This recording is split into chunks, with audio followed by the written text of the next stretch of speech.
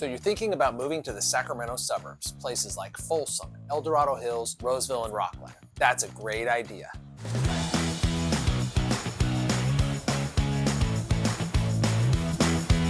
After helping dozens of families make that move, I've seen a few patterns of things that happen and things that people run into that maybe they weren't expecting that I would like to talk to you about today. Let's avoid some frustration, some extra costs, and most of all, regret. So we'll talk about the top 10 mistakes that you want to avoid if you're moving to the Sacramento suburbs. Let's dive in. As always, I'm John Jackson, your friend in real estate here in the Sacramento area. I love helping families get settled in one of the best places to live in all of Northern California. So take a moment to like and then subscribe to my page so that I can continue to send you insights and information about this area, and then we can work together. You can contact me through the information in my bio or at the bottom of this video. So the first thing that people may not consider is Mello-Roos or special assessments. These are special tax assessments in newer areas of town to fund infrastructure. This would take place in areas like Folsom, Roseville, some parts of Dorado Hills, and other places as well. The Mello-Roos taxes can be anywhere from about $150 a month, way up to $500–600 a month in some extreme cases.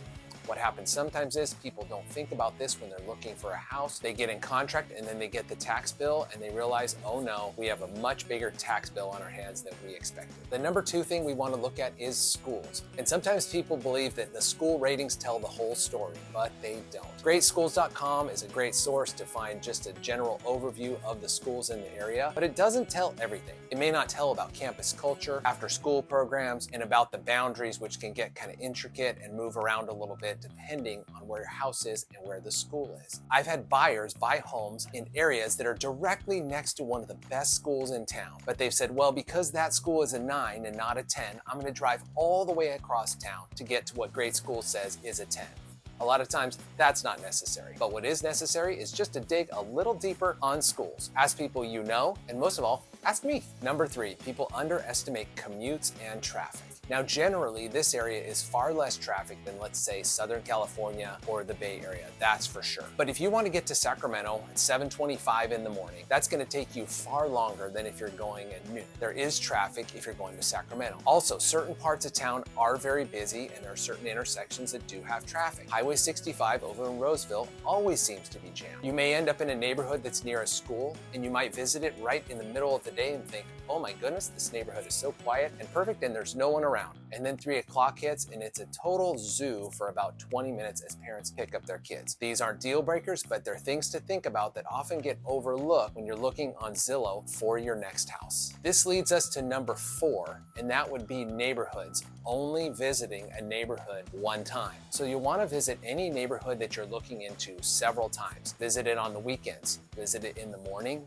visit it after school, visit it at nighttime. This way you can use all of these opportunities to pay attention to noise, traffic, the vibe of the neighborhood, and decide if that's a place that you and your family want to land permanently. After all, buying a house and ending up there is a huge decision. So don't just go visit that neighborhood once. Circle back several times and get a real overview of what it's like there. Number 5 is a big one. A mistake people can make is shopping their home by square footage price alone. So you might say, well, this house is X amount per square foot and this one is this amount per square foot. It may be one tool you can use along with many others, but definitely don't make that your only metric for finding a good deal on a home. What price per square foot does not factor in is the obvious things when you really think about it. It doesn't factor in, is that house updated? Does it have the pool in the backyard? Does it have a great walkable neighborhood and parks nearby? Is it in an area where your kids can easily get to school, you can get to your job, and it's located in a spot that is convenient for your whole family? None of this shows on the price per square foot. So use price per square foot, but use it sparingly.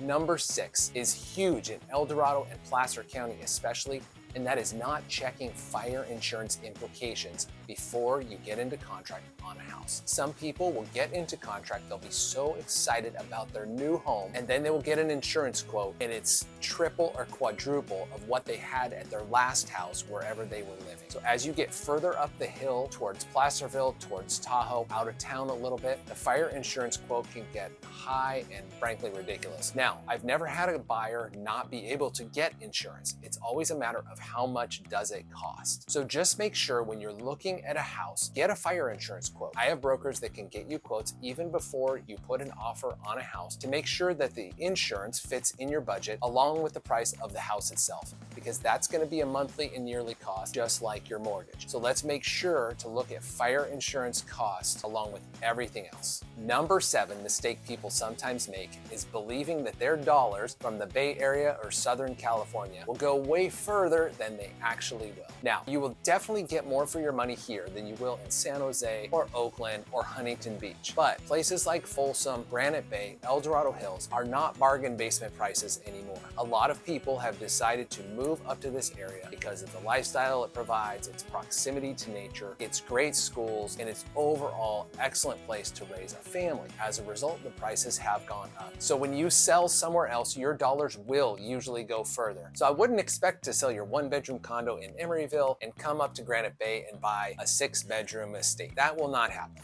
but your dollars will go further. That is number 7. Number 8 mistake would be not exploring the whole community first before purchasing. This may happen sometimes if a person lives out of state or it's very inconvenient for them to get here and they can only make 1 or 2 visits. But if you can prioritize visiting the whole community and experiencing all of it, you'll make a much better decision for you and your family if this is the place for you to land. So when my family and I moved here, we came and we spent several weekends. We went out to the lake, we ate at local spots, we of course visited neighborhood coffee shops, and we even walked the schools that our kids may attend and now that they did end up attending. It just gave us an overview of the whole area and all of the community. If we're gonna live here, we wanna know what the entire environment feels like. Weekdays, weekends, all the time. So there's nothing better than to spend an entire weekend, experience all that the area has to offer, let your kids and your family do a bunch of things, and then put your heads together afterwards and find out if that was a place that you may wanna end up with everybody and get everyone's feedback, and then come back 2 or 3, 4 times. Number 9 is something that often happens, and that's that people overlook HOA features, costs, and restrictions. So there are a lot of HOAs up in Placer County and El Dorado County. Some of them have sort of a light touch, not many restrictions, not many rules, and very low cost. There are others that are high cost. They may get into $400, $500, $600 a month, and they may be very rigid about their restrictions and their regulations for you as a homeowner.